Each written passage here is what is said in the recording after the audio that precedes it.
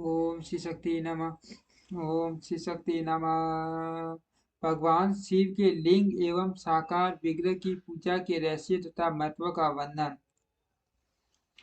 सूर्य कहते हैं, सौनक, जो श्रवण, कीर्तन और मनन इन तीनों साधनों के अनुष्ठान से समर्थ न हो, वह भगवान शंकर के लिंग एवं मूर्ति की स्थापना करके नित्य और उसकी पूजा करे तो संसार सागर से पार हो सकता है। वंचना अथवा सल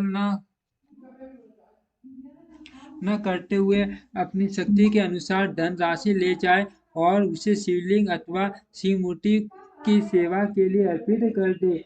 साथ ही निरंतर निरंतर उस लिंग एवं मूर्ति की पूजा भी करे। उसके लिए भक्ति भाव से मंडप, गोपुर, तीर्थ एवं मठ एवं क्षेत्रीय की स्थापना करे तथा उत्सव रचाए। अष्ट वस्त्र गंध, पुष्प, धूप, दीप तथा पुआ पुआ और शाकाहारी व्यंजनों से युक्त पार्टी पार्टी के बक्से भोजन अन्न नैवेद्य के रूप में समर्पित करे। शस्त्र, ध्वजा, व्यंजन सामर तथा अन्य अंगों सहित राजोपचार की पार्टी सब सामान भगवान शिव के लिंग एवं मूर्ति को चढ़ाए। प्रदक्षिणा, नमस्कार तथा यथाशक्ति जप करे। आह्वान से लेकर विसर्जन तक सारा कार्य प्रतिदिन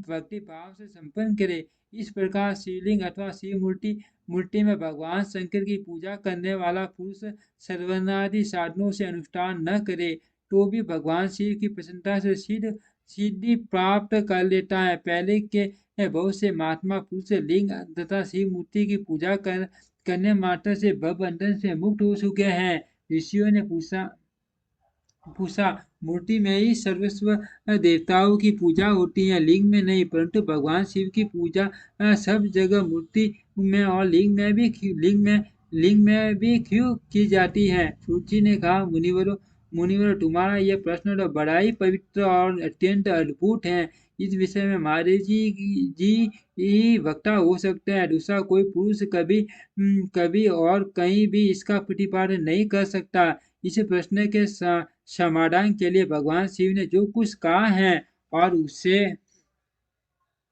मैंने गुरुजी के मुख से जिस प्रकार सुना है उसी तरह कर्म से वर्णन करूंगा। एकमात्र भगवान शिव ही ब्रह्म रूप है। रूप होने के कारण निष्कल निराकार कहे गए हैं। रूपवान होने के कारण उन्हें सकल भी कहा गया है। इसीलिए वे सकल और निष्कल दोनों हैं। शिव के निष्कल निराकार होने के कारण उनकी पूजा का आधारभूत लिंग भी निराकार ही प्राप्त हुआ है, अर्थात शिवलिंग की शिव के निराकार स्वरूप का प्रतीक है। इसी तरह शिव के सकल या साकार होने के कारण उनकी पूजा का आधारभूत विग्रह साकार प्राप्त होता है, अर्थात शिव का साकार विग्रह उनके साकार स्वरूप का प्रतीक होता है। सकल और अकल समस्त अंग आकाश सहित साकार और अंग आकाश से सबटा रहित निराकार रूप होने से ही वे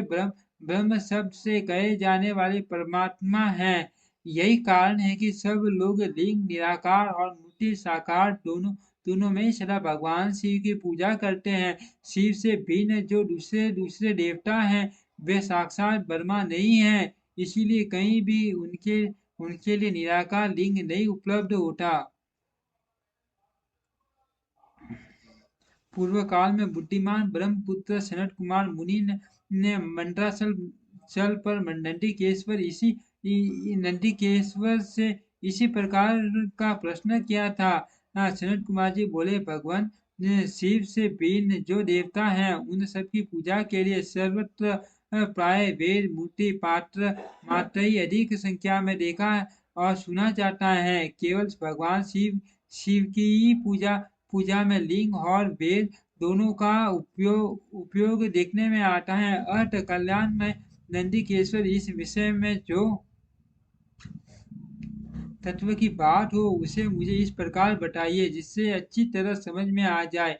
नंदीकेश्वर ने कहा, निष्पाप ब्रह्म कुमार, आपके इस प्रश्न का हम जैसे लोगों के द्वारा कोई उत्तर नहीं दिया जा सकता, क्योंकि यह गोपनीय विषय है और लिंग साक्षात ब्रह्मा का प्रतीक है तथा आप शिव भक्त हैं। इसीलिए इस विषय में भगवान शिव ने जो कुछ बताया है उसे ही आपके समक्ष कहता हूँ। भगवान शिव ब्रह्म स्वरूप और निष्कल निराकार है, इसीलिए उन्हीं की पूजा में निष्कल लिंग का उपयोग होता है। संपूर्ण वेदों का यही मत है। जनक कुमार जी बोले, माँ बाग योगिंद्र, आपने भगवान शिव तथा दूसरे देवताओं के पूजने में लिंग और वेद के प्रसार का जो रहस्य विभाग पूर्वक बताया है वह यथार्थ है। इसीलिए लिंग और वेद की आदि उत्पत्ति का जो उत्तम वृतांत है उसी उसी को मैं इस समय सुनना चाहता हूँ। लिंग के प्राकृत्य का रहस्य सूचित करने वाला प्रसंग मुझे सुनाइए। इसके इसके उत्तर में नंदीकेश्वर भगवान महादेव के निष्कल स्वरूप लिंग के आविर्भाव का प्रसंग सुनना आरंभ किया। उन्होंने ब्रह्मा तथा विष्णु के विवाद, देवताओं की व्याकुलता एवं चिंता, देवताओं का दिव्य कैलाश शिखर पर गमन, उनके द्वारा संत शेखर महादेव का स्तवन, देवताओं से प्रेरित हुए महादेव जी का ब्रह्मा और विष्णु के विवाद स्थल में आगमन तथा दोनों के बीच में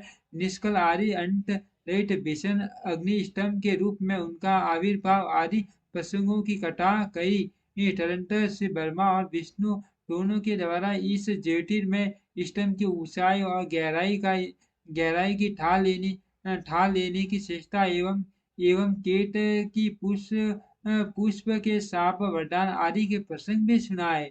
ओम श्री शक्ति नमः। ओम श्री शक्ति नमः। ओम श्री शक्ति नमः। ओम श्री शक्ति नमः।